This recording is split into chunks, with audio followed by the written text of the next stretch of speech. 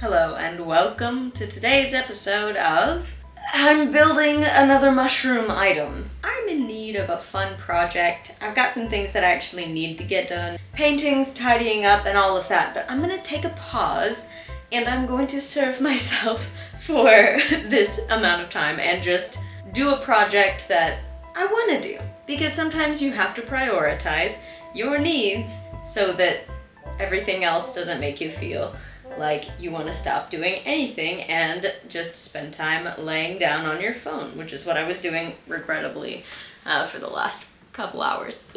Let's start this project and see what all we can make with trash. Thank you for joining me, and let's get started.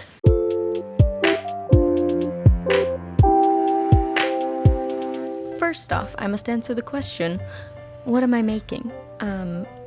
So I'm making a mushroom shelf, right? I was scouring the internet one day when I found these teeny tiny mushroom shelves on AliExpress, but I didn't love the price tag and I did not love the reviews because everyone was saying that they are super fragile, and if I'm gonna buy something, I would like for it to stay in one piece preferably. So I thought I might as well make it. This comes with its own series of challenges. First off, how on earth? And second, how? So they're both the same question. But anyway, on findermaker.blogspot.com, I saw that they made actual mushrooms into shelves, loved the shape that they went with, and took some inspiration from that. So now that we have a very detailed plan, it's time to make it. So I figured that the best way to go about this was to make a bunch of semicircles of varying sizes, staying with the same shape, and layer them on top of each other, starting with the biggest on top and ending with the smallest, so that we can have a tapered three-dimensional design. Now, some of these pieces I made like a semicircle, some of them I made like a U, because I wanted it to be hollow so that it has as little mass as possible. But yeah, I decided to rubber cement them together, which was a fantastic idea until I realized that it doesn't stick to the pieces with the tape on it. So I glued all these pieces together only to find out that I needed to take it apart, remove as much of the tape as I could, add more glue, and then let it dry slightly to get tacky so that I could stick them together.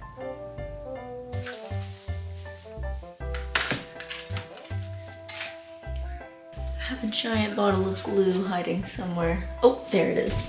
See it.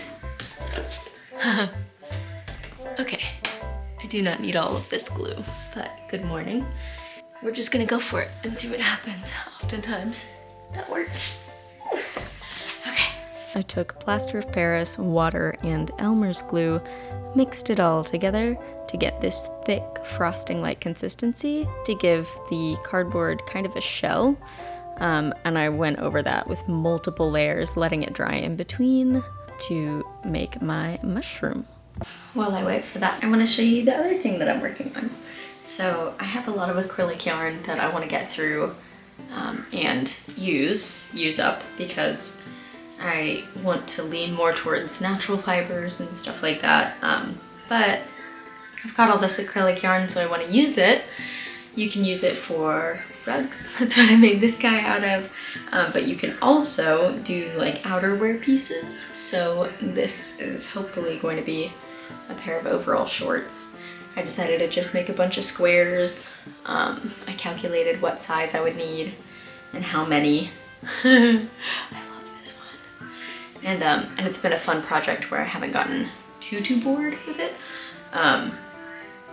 And I just sit down and work on one or two and call it a day. I've got to go ahead and weave in the ends on these two, so I think I'll go ahead and do that.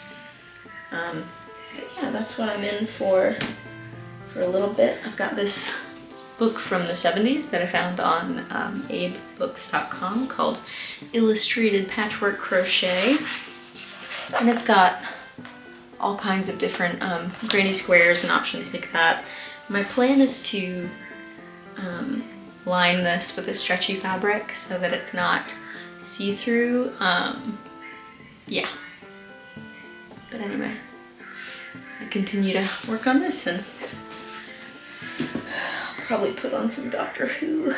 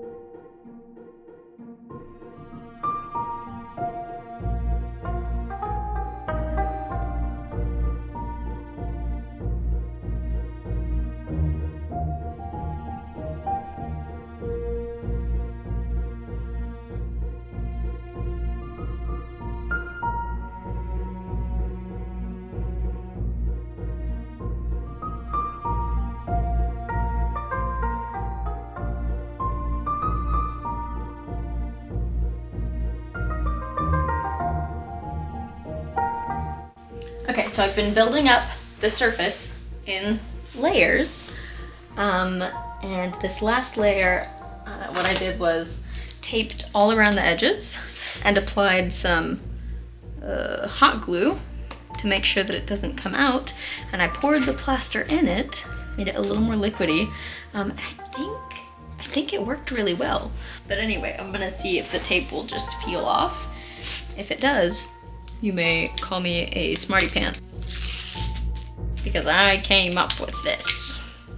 I mean, I was definitely not the first person to ever do this, but I was proud of myself because I've never used plaster before. Also, I'm making a huge mess, but it's okay, because that's part of creating, is creating a big old mess. Oh yeah, come on, this is great. This is, oh, that's nice right there. All right, now let's see if oh, it does. Oh my goodness. It comes right off. Oh my gosh. Yep, I'm smart. Miss Smarty Pants, that's me. Oh my gosh. Oh my goodness. Okay, sorry if I got loud. But I really think that's gonna work great. Oh my gosh, it's perfect. It's perfect. Okay.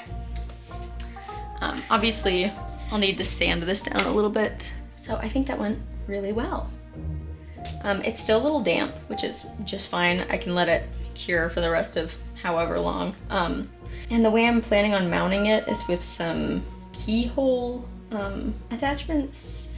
And I'll show you those whenever I search for them and find them. But yeah, I think I might do one more layer of plaster on the bottom, but also I don't want this to be too heavy. It's pretty heavy. I want it to be sturdy. Yeah, playing with fire. Sturdy and heavy might not go hand in hand in this case. But then again, this is still curing, which means that it's still a little bit wet, which means that it'll lose some of its weight. Yeah, it's great though. I hope it looks good on the wall. I would like to put texture in the bottom, like gills? Gills, is that the word I'm looking for? Maybe. I think while this is still a little wet, I might go ahead and smooth these out. Okay, got the bottom smoothed out a little bit. Got the top too. Maybe if I make a really thick textured plaster, I can make my layers and then put the lines through it to make the gills. But we'll see. We can do all that later. And we'll fix up a couple of mishaps that are happening texture-wise up here. I'm really happy with this though. It's gonna be cool.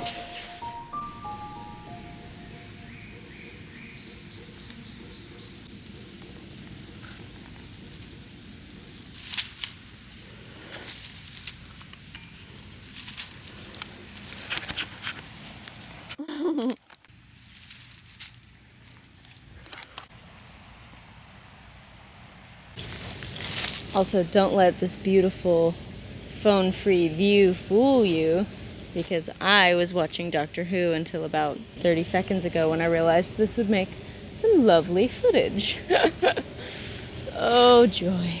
And yes, there are thorns all over.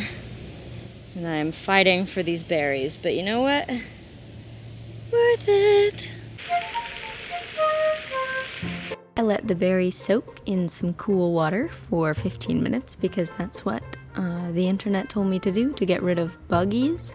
And boy, am I glad that I did, because in case you haven't noticed the fruit flies flying around my kitchen, it is fruit fly season at the peak at the moment which I filmed this video, and there were some little pre-flies, so I was definitely glad that I was able to leave those in the bottom of the water and not consume them. But anyway, it was a wonderful day to make a simple little cobbler. The intention was to save one for my husband, who was at work at the time of me filming this video, and I ended up eating them both, so sue me.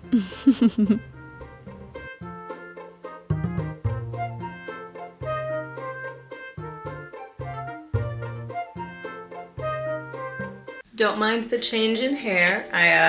It's been long enough since my last video that I had to do it again. The eyebrows will fade, I promise. They won't stay orange forever. Continuing on. To ensure that this whole process actually works successfully, I decided to go ahead and do a test fit where I want said mushroom. I have a couple of notes of things that if you are to do this process that would make it easier. Okay, first mistake.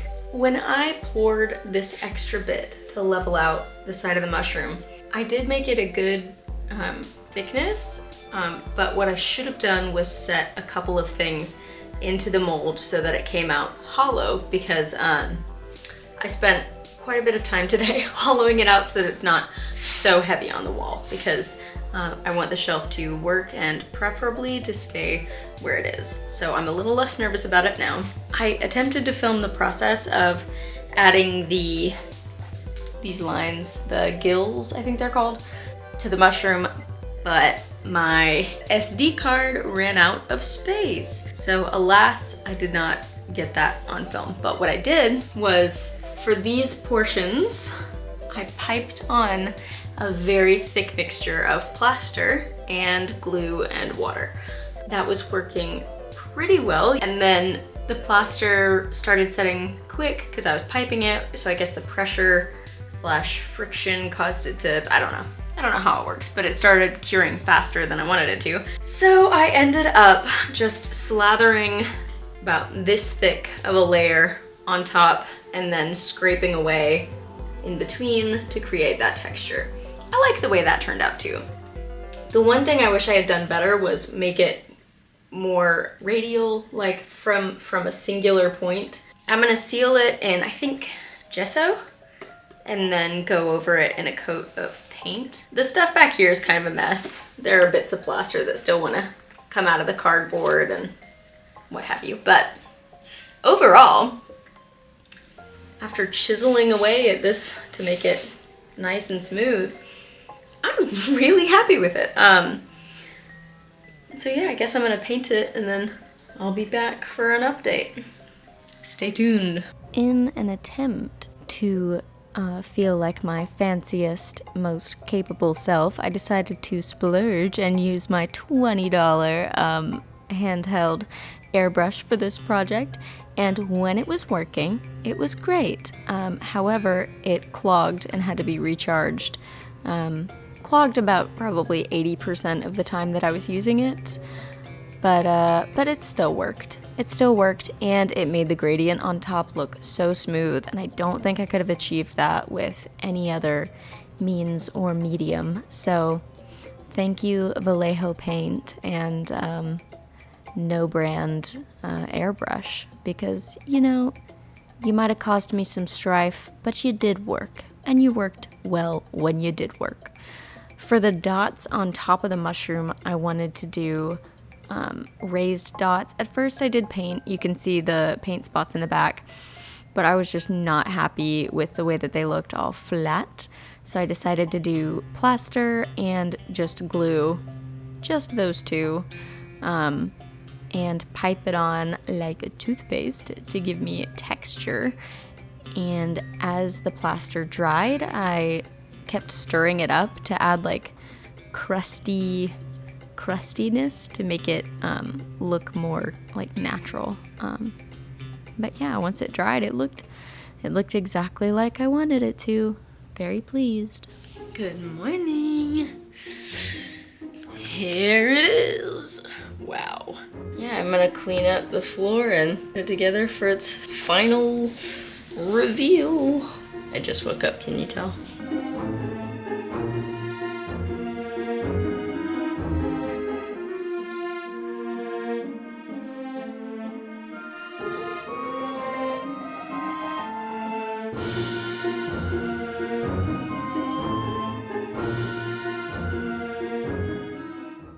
Thank you so much for watching. I hope you enjoyed this video. I hope you go and watch my other videos.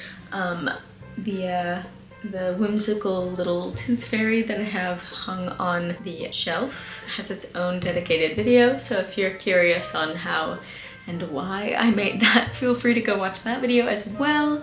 If you're interested in more of a tutorial style video for creating a shelf like this, let me know, because I'm thinking of making more of an instructional and less of a me figuring it out video. So I'm planning on making a few more little mushroom shelves to put on the wall anyway, because I don't want the big mushroom to be lonely on its own. So thank you so much for watching. I hope you have a great day, a great week, a great month, and I will see you in the next one. Bye!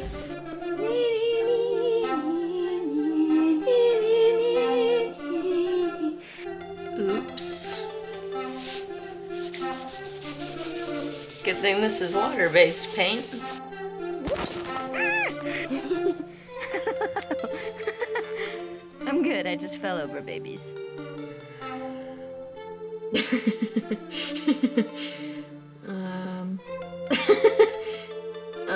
Wait, just wait.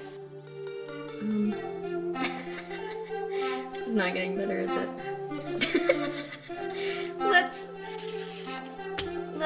Let's try another angle, shall we?